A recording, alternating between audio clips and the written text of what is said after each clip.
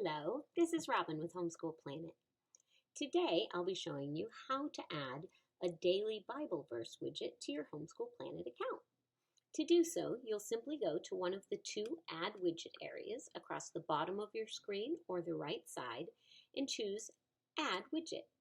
Once that comes up, from the drop-down menu, you'll choose Daily Bible Verse. Then you'll be given an automatic verse of the day.